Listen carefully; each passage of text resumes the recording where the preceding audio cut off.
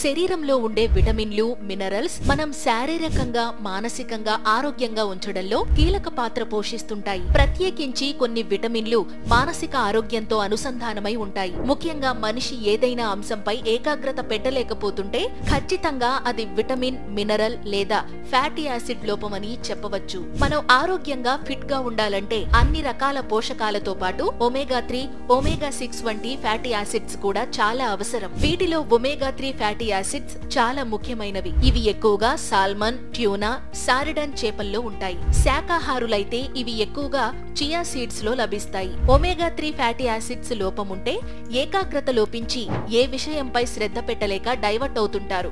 కొన్ని సందర్భాల్లో విసుగు, అశాంతితో చాలా త్వరగా కోపం వస్తూ ఉంటుంది. కోపం వల్ల కిడ్నీలు పాడయ్యే అవకాశం ఉంది. కాబట్టి తినే ఆహారంలో ఒమేగా 3 ఫ్యాటీ యాసిడ్స్ లేకపోతే ఏకాగ్రత లోపించే అవకాశం ఉందని అధ్యయనాలు చెబుతూ ఉన్నాయి.